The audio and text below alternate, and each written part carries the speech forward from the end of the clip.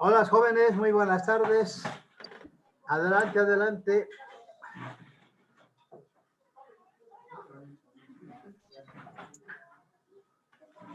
Les damos la bienvenida, es el primer tema. Tenemos hoy historia de la salud. Dentro de poco vamos a compartir y esperemos que lleguen por lo menos al 50%, están 12. No se olviden anotarse en el chat, por favor, anotarse en el chat.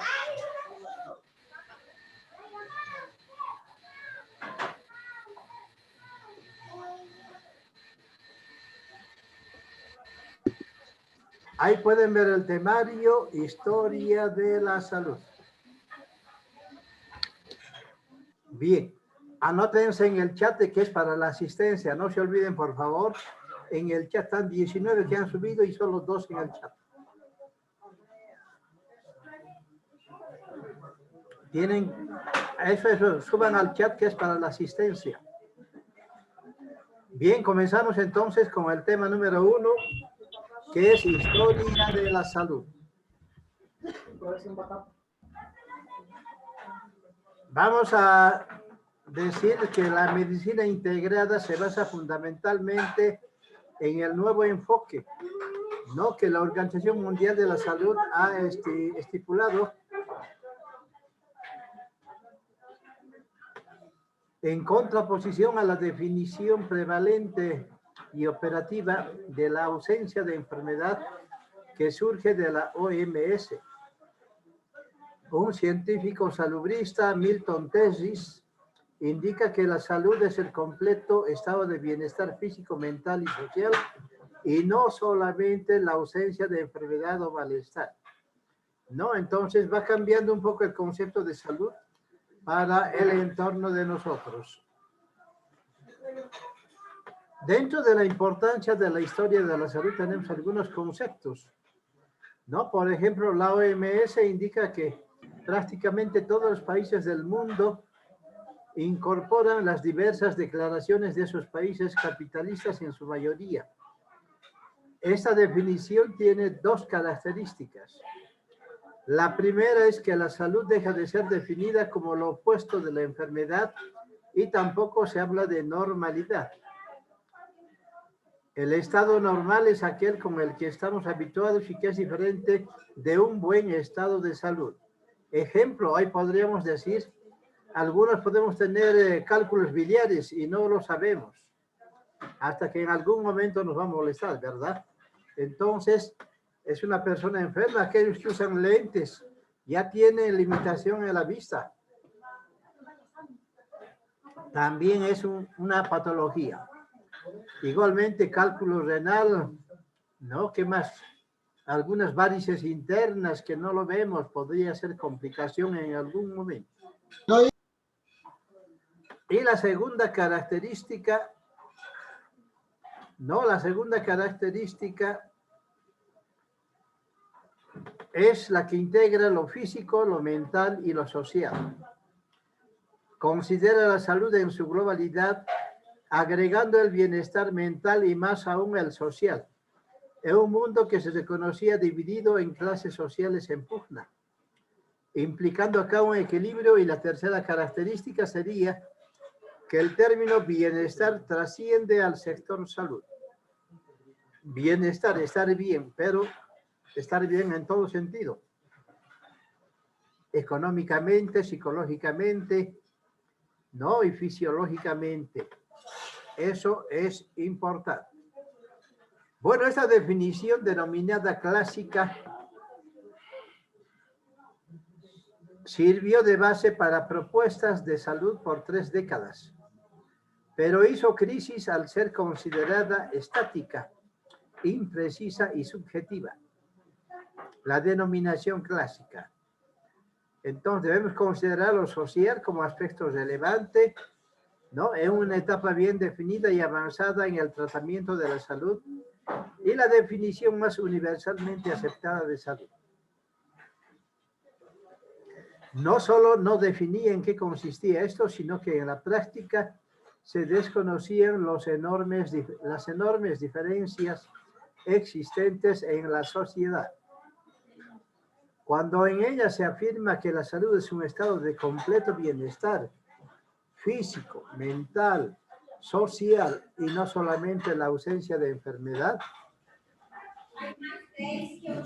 inmediatamente lleva a pensar si tal estado realmente existe o es más bien la expresión de un estado deseable.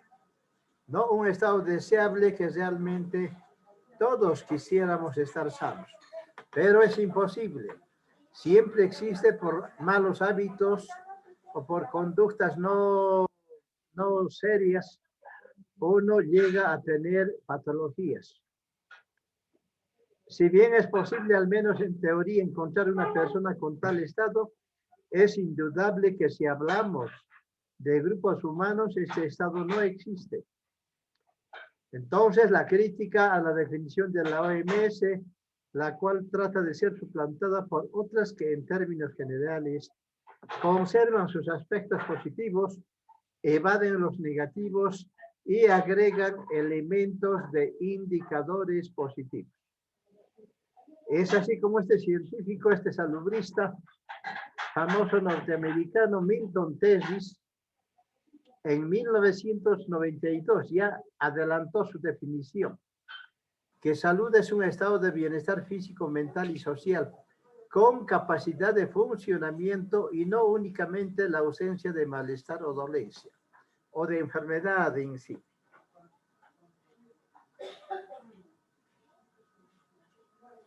Introduce Tesis, Milton Tesis, famoso salubrista norteamericano, en su definición un aspecto subjetivo de sentirse bien y un aspecto objetivo de capacidad de funcionar.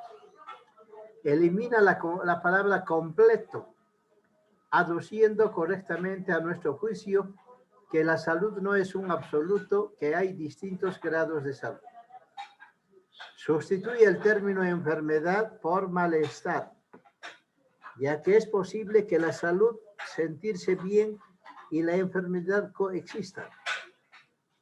No coexistan. Ya había dicho anteriormente, ¿no? Por ejemplo, una persona con cálculos biliares, piedras en la vesícula, y no lo sabe, mucha gente no lo sabe hasta que tienen algunos problemas, ¿no? De dolor frecuente. Y ahí acuden a su médico, el médico pide una radiografía o una ecografía y va a salir allá la presencia de las piedras y el tamaño de las piedras. Y eso indica colelitiasis. Es así como recordamos entonces que este término enfermedad por malestar es sustituido, ¿no? Ya que una persona puede estar enferma y no lo sabe, ¿no? Lógicamente no hay todavía signos, síntomas, pero ya tiene el problema interno. Con su definición, Milton Tesis abre un inmenso campo a la epidemiología social y a la posibilidad de la evaluación del rendimiento laboral o escolar del ser humano, aunque en las condiciones históricas del capitalismo ya puede deducirse a quién convendrá este rendimiento. Esta definición, ¿no? Esa definición surgió de la línea de razonamiento sobre la correlación de los aspectos subjetivos y objetivos con la salud y enfermedad humana. Se considera una definición operativa, ya que para muchos estar en buena salud es equivalente a sentirse bien, bienestar, y tener capacidad de funcionamiento, poder trabajar, relacionarse en pleno goce de la satisfacción que proporciona la vida en la comunidad. Entonces, viendo todas estas observaciones, la salud pública es una especialidad de la medicina que tiene relación con la organización y dirección de los esfuerzos colectivos para proteger y reparar la salud y prolongar la vida de la población, así como la medicina preventiva y curativa, se aplica a la comunidad como grupo. Eso es importante. Y según la Organización Mundial de la Salud, la OMS, se define a la salud pública como trazar los problemas concernientes a la salud o enfermedad de una población, el estado sanitario de la comunidad, los servicios médicos sanitarios, la planificación, administración y gestión de los servicios de salud, incluyendo los cuidados necesarios. Esto que estamos viendo ya les he enviado como contenido mínimo del primer parcial. Tienen también el PGO o el Plan Global Operativo, donde se tienen las fechas, el orden de lo que vamos a avanzar en salud pública 2. ¿No? Tenemos muchas partes importantes. Aparte de hablar de una salud pública general, vamos a tener indicadores de salud donde van a poder hacer ejercicios y sentirse como directores de hospital para que puedan decidir si el profesional se queda o no se queda en su servicio. O lo van a cambiar, o lo van a despedir, o lo van a felicitar también. Igualmente en vacunaciones van a saber discernir entre lo excelente, lo bueno, lo regular y lo malo. ¿No? Son ejercicios.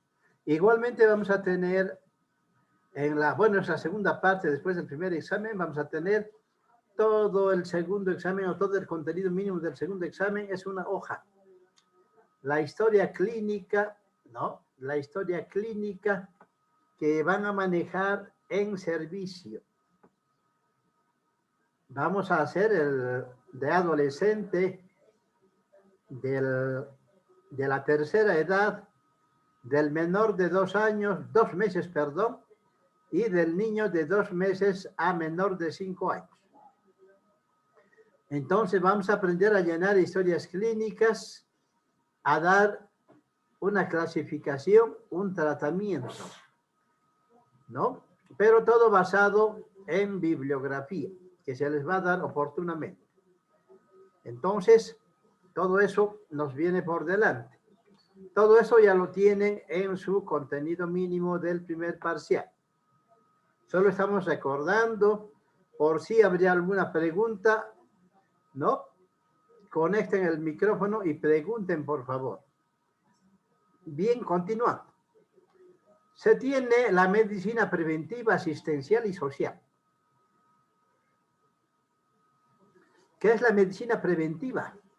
Como su nombre lo dice, está orientada directamente hacia el desarrollo y aplicaciones de medidas preventivas de tipo médico, ¿no? Ahí estuviera netamente la promoción y la prevención, ¿no? Para evitar que las personas o la población tenga patologías frecuentes del medio. Entonces, eso es muy importante. La medicina asistencial, también como su nombre lo dice, o medicina tradicional, asiste al enfermo moral, médica y materialmente. Algunos autores refieren incluso al antiguo carácter curativo de la medicina, ¿no? Dan asistencia al paciente, van a hacer la parte curativa. Y la medicina social, tenemos acá que nació en el siglo XIX para expresar la importancia de los factores sociales que influyen sobre la salud o sobre la aparición de la enfermedad, ¿no? De eso trata la sociología médica. Y sus primeros autores son J.R. Guérin, ¿no? París, 1848, y Virchow. Que fueron los primeros que usaron ese término de medicina social o sociología médica. Según la OMS, ¿no? La medicina social se ocupa de la satisfacción de la demanda de todo lo relativo a los diversos servicios de salud, de la participación del público en los programas de salud, de la eficacia y de la competencia del servicio de salud.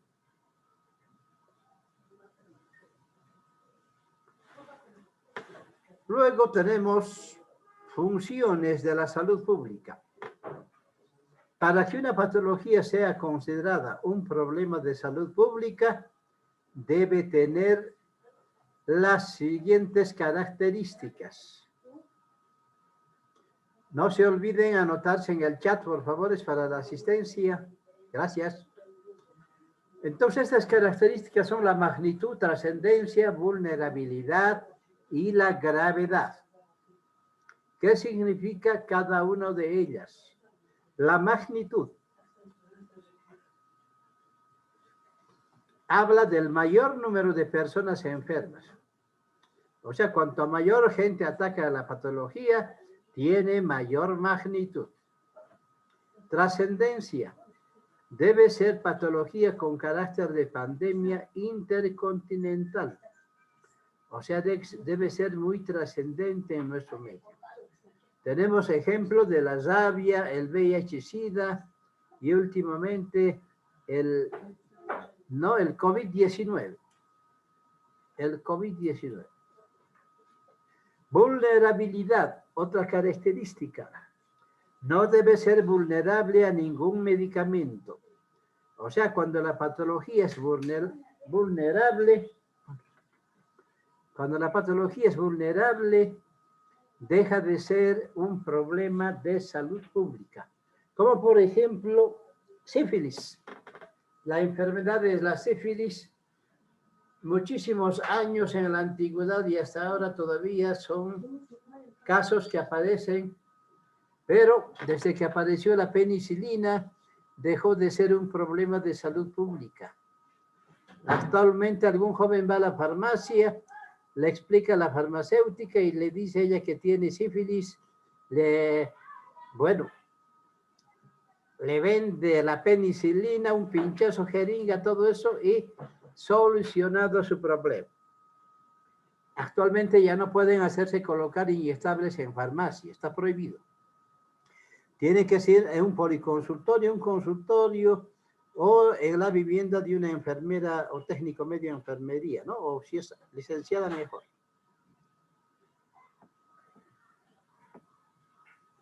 Como les decía, la sífilis, desde que apareció la penicilina, dejó de ser un problema de salud pública. Eso es importante. Y por último tenemos la gravedad, que debe causar la mayor mortalidad.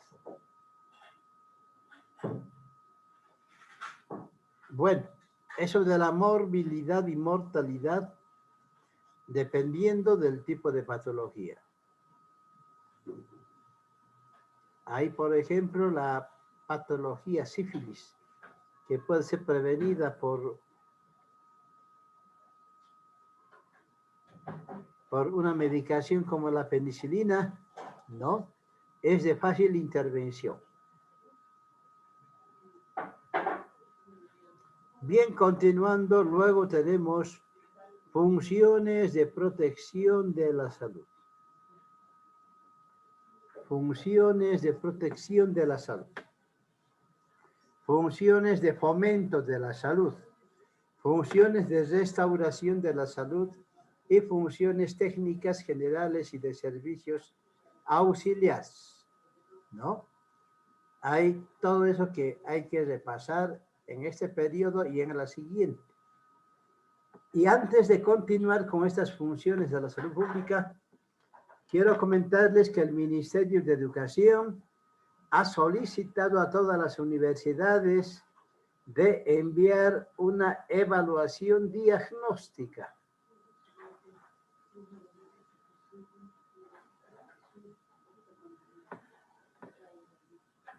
Eso consiste en ver las competencias del saber, del hacer y del ser, ¿no?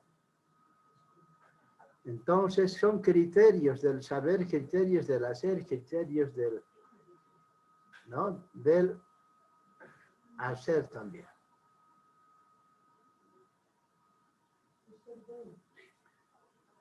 Bien.